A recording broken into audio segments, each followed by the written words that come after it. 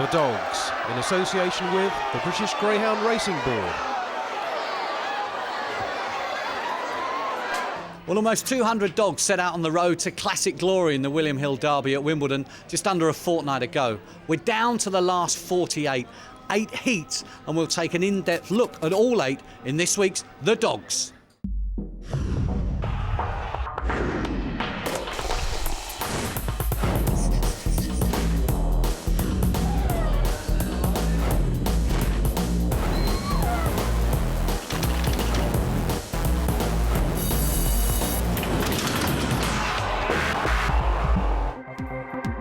Plough Lane, Wimbledon, the venue for the greatest greyhound race in the world. Won last year by Ian Riley's Droopy's Skulls, he kicked off this year in winning style with Droopy's Leroy. But here are some other stars of the first round who sadly didn't make it any further. Up towards the line, and Fire High Dan makes all. Around the final bend of Vancouver Sparky, causing a shock here for Paul Garland. It's Vancouver Sparky winning. They turn into the home straight, and Agassiz Ace out clear here. Battle on for second, but Agassiz Ace wins. They come around the final bend, and He Haws Barney, this youngster looking so impressive. He Haws Barney striding clear. Around the final bend, and Ballymac Perez is made all, is sprinting away up the home straight as well. Ballymac Perez. The betting after the first round had Irish star Droopy's Maldini at the top of the market at 6-1. He and little brother Droopy's Marco, plus compatriots Mineola Farlow and Blue Majestic, are lodging at the famous Westmead Kennels near Dunstable, home of Nick SAVVA. With trainers Fraser Black and Seamus Graham guiding their every move, the Irish-based stars have settled in well, very well, in their new surroundings. Maldini and Marco, already Irish Derby finalists, and in Marco's case a Scottish Derby winner, are now chasing more Derby glory. Marco's second-round opponents included Westmead Eagle, Killy Grand and Shelbourne Nina. Watch him go.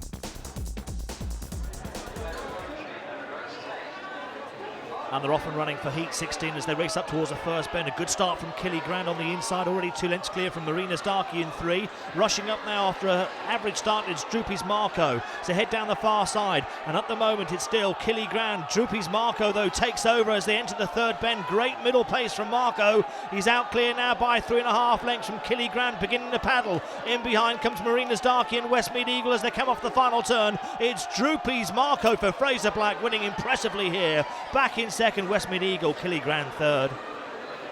He's really running the track well and showing great track craft. He's just a brave little lad and just getting the run and just flying into those bends, isn't he? Just, you know, just making up ground and running the bends terrific. So delighted with him. The little running he had, I mean, he only run like the Irish Derby. He'd only, I think it was his first 4 bends 2 weeks before the Irish Derby started, and then he picked up an injury in Cork after that. We laid him off. But so I mean, although his age, he's a fresh dog. You know, there'll be pups in the Derby with more runs than he has. You know, so but the way he's running, he's going very well. Delighted with him. Delighted.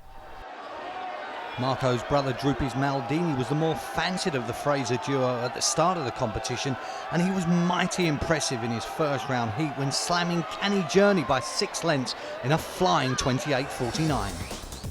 On to Saturday's second round now, and Maldini drew trap 1 up against the landlord's chief threat, Westmead Hawk, running from trap 3, Kitcar Silo in 5, Lofteen Flyer in 6, but watch for the early pace of the 2. And they're off and racing and running up towards the first bend. Good start here from Rathmaveen Boy up the centre of the track. After these comes one, Droopy's Maldini. Off the outside is Lofteen Flyer. Trouble for Westmead Hawk after a slow start as they come down the far side. Rathmaveen Boy, the leader here from Droopy's Maldini. Then comes Lofteen Flyer. Look at the pace of Westmead Hawk. He's hurtling into the third turn. So come round the second last bend. Droopy's Maldini out in front, but only by a length from Westmead Hawk as they come off the final bend. And Westmead Hawk putting it all down, and wins going away. Close for second. Droopy's Maldini and Lofteen Flyer. Yeah, but not disappointed. You know, they're only animals that can, but off night. And looking at the replay afterwards, I noticed that he made a drive at the box, missed it, and he had to run hard to the third bend to get where he was. But so no, it was a good run. He put all his run in between the third and fourth bend, and once he qualified, that was the main thing. So given a clean break and a clean run, with Westmead Hawk behind you, would you hold him off next time? Well, I say what he was beating, you know, not taking anything away from Hawk, but what he was beating, you could say he lost. So it would make it a closer race then. Well, Fraser, you're in the envious position of having the two dogs trained by yourself and owned by the same connection. So you can genuinely give us your opinion on which one do you think will go the furthest, or is the best? Always, Maldini has always been the best. The better of the two, but again, the other lad's running the place well. You know, the other lad you can do, but the Maldini would be on the clock if you can go with clocks at home and that. Maldini would be the faster of the two. But in saying that, you'd like a kennel full of them, wouldn't you? Certainly a fantastic effort from Westmead Hawk at the back of the pack in trap 3, and he's already drawing comparisons with the great moral standards, the 1994 champion who won every round of the Classic from off the pace. Even in slow motion, the aptly named Hawk is fairly flying down the back straight, much to the delight of his trainer and breeder, Nick SAVVA, already a Derby-winning handler. Very pleasing, I must say. But it might have been a bit flattering because I think Drupis Maldini could do a lot better.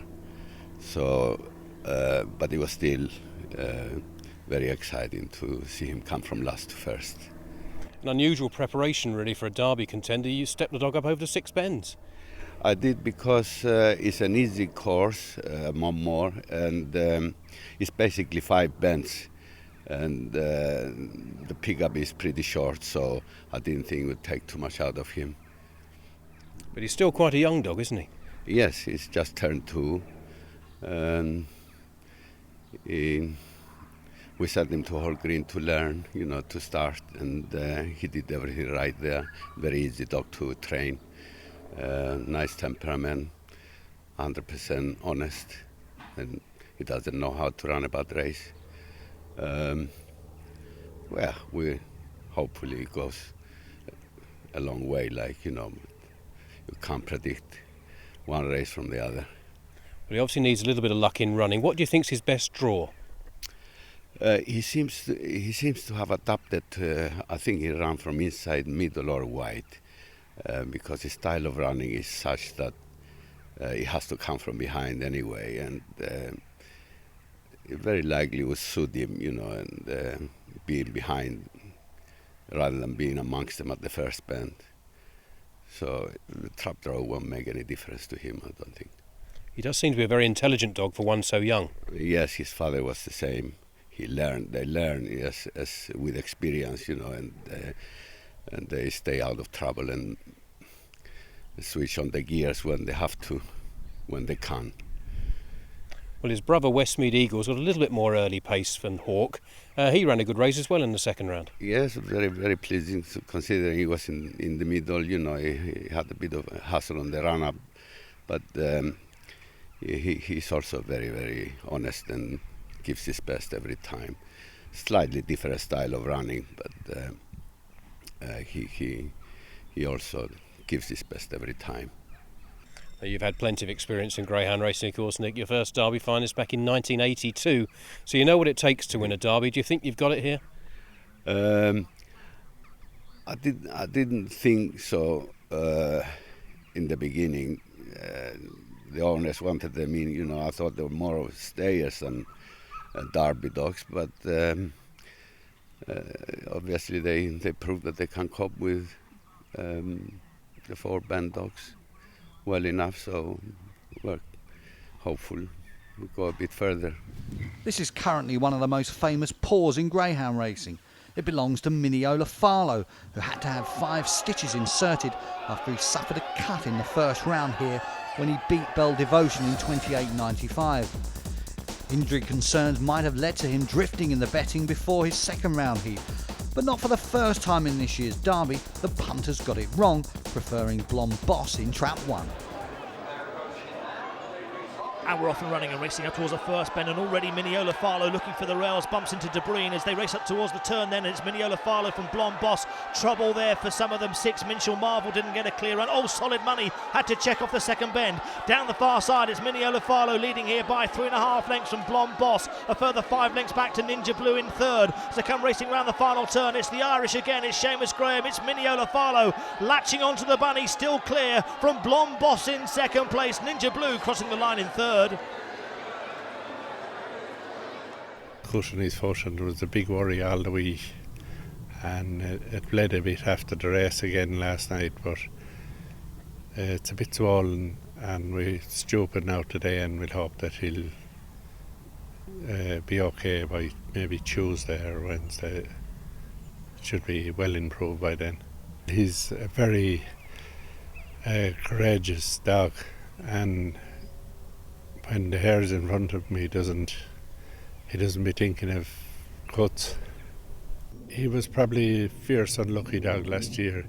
He was very unlucky in the Derby semi-final, and he came out on final night and he did faster time than the Derby winner. And he was very unlucky in the semi-final of the Ulster Derby. A dog landed on his back and knocked him over. And again he came out in the consolation and he did faster than the winner.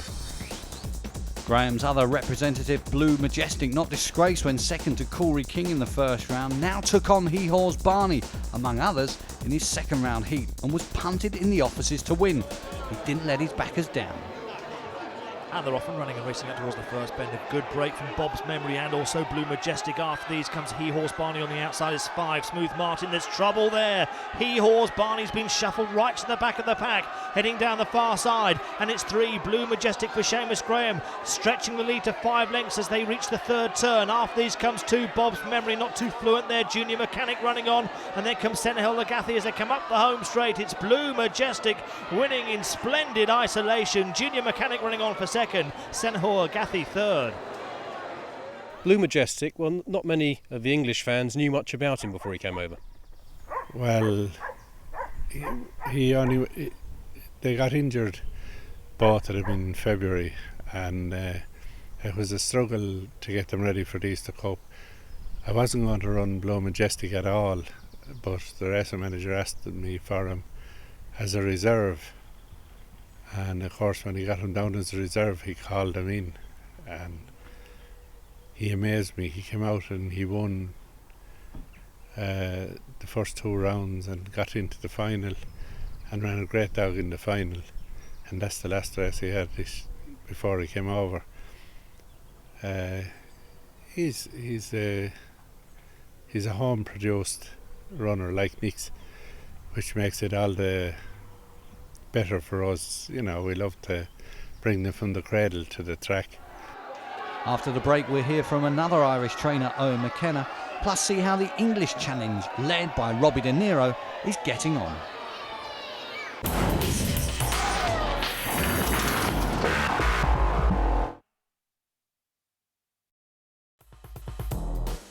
In part 1, we saw how the Irish dogs were faring in the William Hill Derby.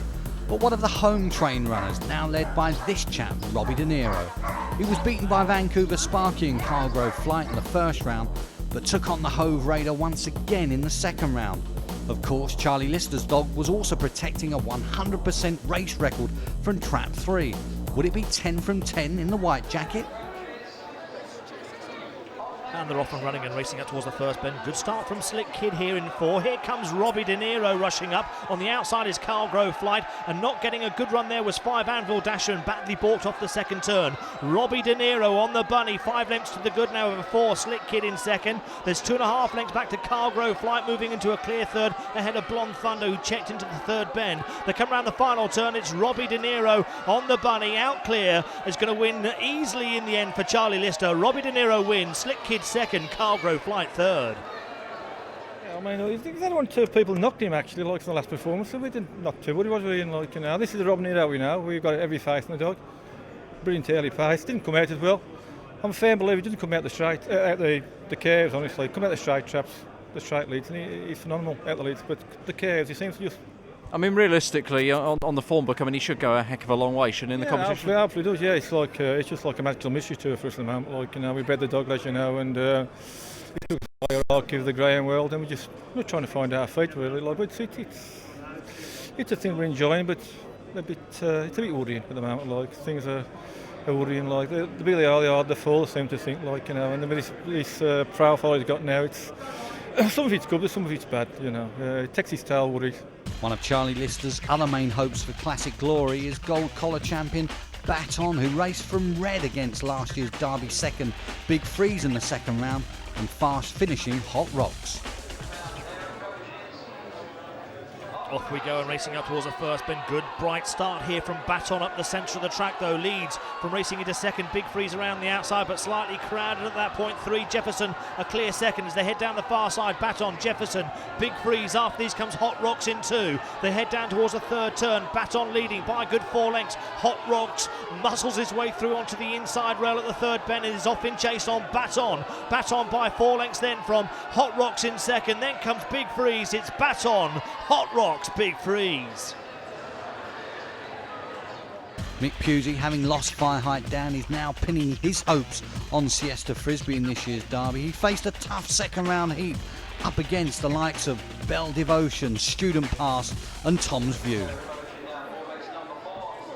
And away they go for Heat 10 and running up towards the first turn. Good start from 4 Tom's View, also pace from 2 Belle Devotion on the outside. Siesta Frisbee is tanking up towards the first turn and Siesta Frisbee already on the shoulder of Tom's View. They're away now. From back in third comes Belle Devotion, then comes 3 Student Pass. They come into the third turn and Siesta Frisbee has got the measure of Tom's View here. Suddenly goes 3 lengths to the good over Tom's View, then comes Belle Devotion. Scrap on for third, there's no doubting the winner. Siesta Frisbee, mightily impressive, beating Tom's View. And in third, Student Pass. He's a smashing greyhound, like we've always said, and he's maturing with age, and now he's in with the big boys. He's really showing what he can do. We're very, very pleased with him. 91% fit now. Well, I mean, I think in fairness there, no disrespect to Tom's View's connections, but I think he's given a bit of a running lesson there, hasn't he? No excuse if it's Tom's View. Very good greyhound, showed good early around the first 2 corners. Now fella's on his shoulder, and really it's a great run from the boy, yeah. Very, very happy with him. In Heat 4, all eyes of course were on Droopy's Leroy and Ballymac Pires, but look out wide for Terry Dartnell's Mustang Fastback, Velvet Rebel, Noir Shawnee and Droopy's Akocha. They're off and running and racing out towards the first bend. All trouble straight away. Ballymac Pires is slowly away. Droopy's Leroy none too well away. On the outside it's Mustang Fastback. Droopy's Leroy forced to check and cannons into Pires as they head down the far side. At the moment Mustang Fastback with the lead over Velvet Rebel in second. Then comes Droopy's Leroy, Ballymac Pires. They're away from Noir Shawnee and Droopy's Akocha. They go around the third turn and still Mustang Fastback leads them into the home straight from Velvet Rebel. After this comes Droopy's Leroy racing up towards the winner line. It's Mustang Fastback gonna win. Velvet Rebel second. Droopy's Leroy third. Ballymac Pires is out. He had the worst luck in the draw this time. Sure, that was probably the hardest heat. He's not to come up against too much better than that, I would have thought. So, yeah, let's hope he just keeps progressing. An Irish Derby finalist last year, Geldrop's Touch looked the star turn in Heat 8. He'd been picked up by Beppy Black in the first round, but was sure to strip fitter. Pall Mall champion Lisnafalla Flash led the opposition. And off we go, racing up towards the first bend. Very slow start from Lisnafalla Flash in 2. It's 3, Get On Blackie searching for the rails and leading around the first bend. 5, All Four Paws joins in. After these comes 4, Geldrop's Touch. They head down the far side and All Four Paws has taken up the lead. Geldrop's Touch though is showing good pace down the far side and gets a lovely split to take over. Third bend, Geldrop's Touch in front from back in second. All Four Paws challenged by Get On Blackie. After these comes 6, Droopy Serena. They come up the home straight. It's Geldrop's Touch for Owen McKenna, winning going away in the end. Second place, Get On Blackie. All Four Paws third. Cork Laurel's winner, Boa Duff Light, ran from trap 1 in Heat 12. Of course, he ran from trap 4 in the first round, but there was early pace on the outside here with Tally Ho Shimmer and Chip Ladd.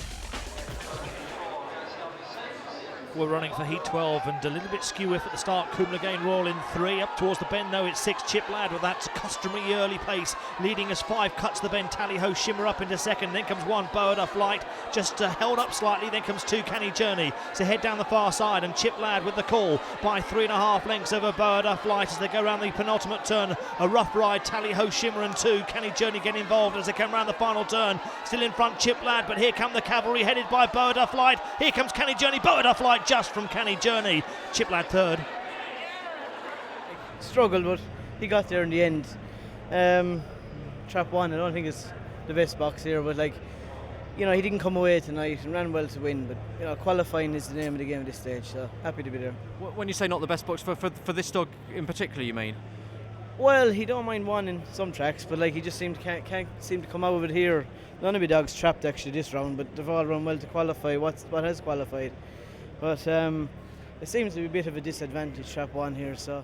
Fast finishing Farlow Hobbs caught the eye in the first round. He had his supporters in the second round, but he was up against strong running Drop Gold Johnny, Maltese Mac and January Tiger.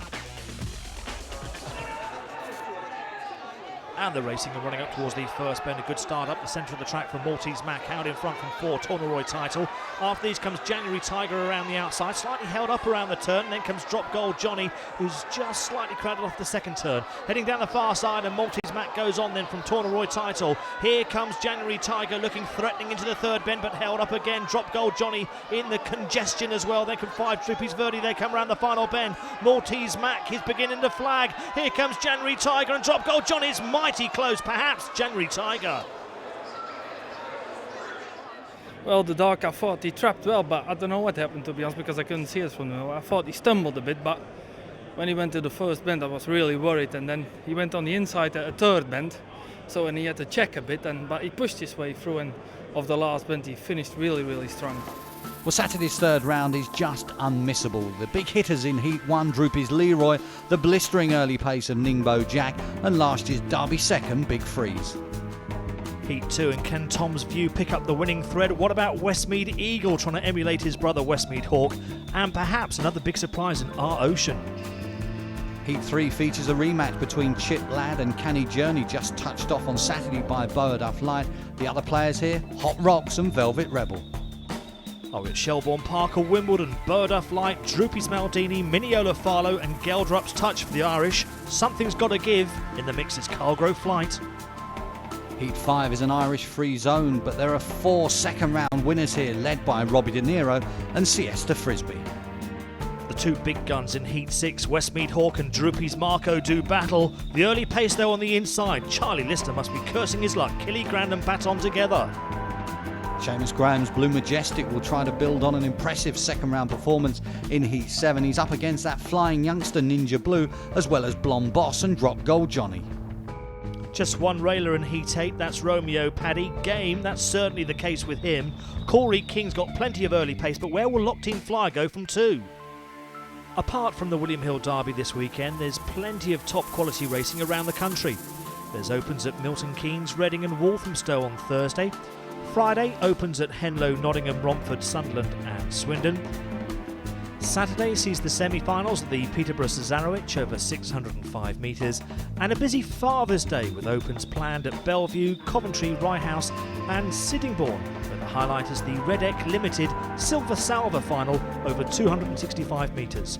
For more information, click on to www.thedogs.co.uk. Don't forget to join us on Sky Sports 3 next Tuesday for the quarter-finals of the £100,000 Derby.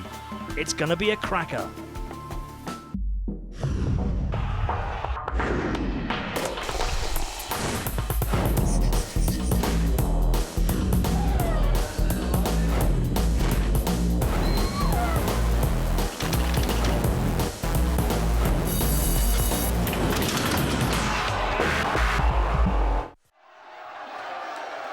The Dogs, in association with the British Greyhound Racing Board.